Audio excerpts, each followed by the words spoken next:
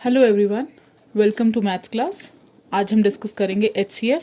दो अलग अलग विधियों से, यूक्लिड विभाजन एल्गोरिथम विधि से निकालेंगे और अभाज्य गुणनखंड विधि से HCF ज्ञात करेंगे। तो एग्जाम्पल के लिए मैंने जो प्रश्न लिया है वो लिया है 336 और 54 का HCF ज्ञात करना है। हम इसका HCF दोनों अलग अलग विधियों से ज्ञात करेंगे। सबसे पहले हम देखेंगे इसको यूक्लिड विभाजन एल्गोरिथम के तरीके से। तो ये जो दो नंबर्स हैं 336 और 54, इनमें से बड़ा नंबर है 336, तो हम 336 को रखेंगे अंदर और इसको भाग देंगे 54 से। साधारण भाग की बात कर रही हूं मैं। तो 54 को जब हम 6 से गुना करते हैं तो हमारे पास आता है 324। साधारण भाग में जैसे कि माइनस करते हैं, तो जब माइनस किया तो हमारे पास क्या आया, 6 में से 4 गए 2 और 3 में से 2 गए 1। यहां तक तो हुई साधारण भाग की बात। लेकिन जब हमें HCF ज्ञात करना होता है तो याद रखना, जो भी शेषफल आता है हमें तब तक भाग करते जाना है जब तक शेषफल 0 नहीं आ जाता। और इस केस में जैसे शेषफल 12 आया है तो हम क्या करेंगे, अब 12 हमारा भाजक बन जाएगा और अंदर जो संख्या जाएगी वो क्या जाएगी, जो पिछले वाला भाजक था, दैट इज 54 अंदर चला जाएगा। तो जब हम 12 को भाग 54 पे करेंगे तो कितना आएगा, 12 चौके 48। अब ये भी यहाँ पे भी साधारण भाग आ गई। जब माइनस किया तो हमारे पास आंसर आ गया 6।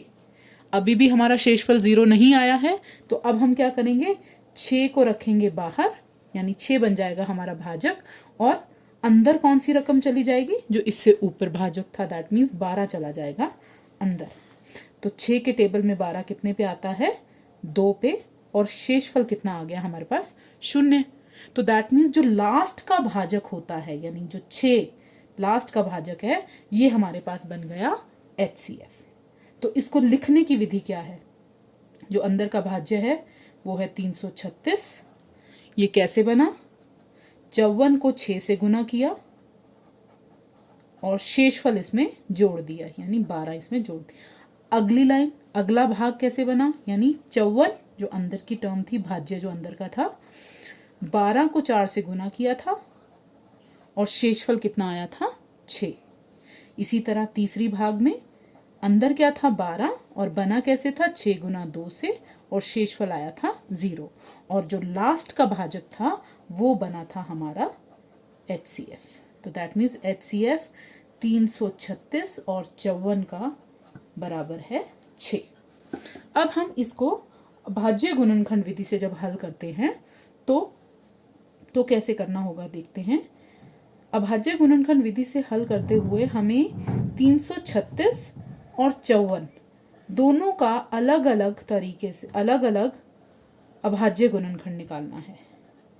336 का अलग निकालना है और 54 का अलग से निकालना है। तो देखते हैं कैसे निकालते हैं। 2 से भाग किया 336 को तो कितना आता है, 168। फिर 2 से भाग किया तो कितना आएगा, 84। फिर 2 से भाग करते हैं तो 42। फिर 2 से भाग करते हैं तो 21। फिर 3 से भाग करेंगे तो 7। 7 से भाग करेंगे तो 1। और 336 किस तरह से लिखा गया, 2 गुना 2 गुना 2 गुना 2 गुना 3 गुना 7। और इसी प्रकार 54 को जब हम निकालते हैं तो 2 से भाग दिया कितना आया, 27। 3 से भाग दिया कितना आया, 9। फिर 3 से भाग दिया कितना आया, 3। और फिर 3 से भाग दिया कितना आया, 1। तो 54 को हम किस प्रकार से लिखते हैं, 2 गुना 3 गुना 3 गुना 3। अब HCF जब ज्ञात करना है हमें 336 और 54 का अभाज्य गुणनखंड विधि से, तो आपने ये देखना है इन दोनों के गुणनखंडों में कॉमन क्या है। एक तो ये देखिए 2 कॉमन आ गया, और कॉमन क्या है, 3 कॉमन बनता है। इसके अलावा कुछ भी कॉमन नहीं है।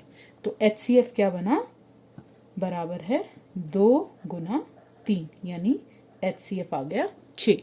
तो देखना दोनों विधियों से, चाहे वो यूक्लिड विभाजन एल्गोरिथम हो, चाहे वो अभाज्य गुणनखंड विधि हो, HCF कितना आया है, 6। Thank you.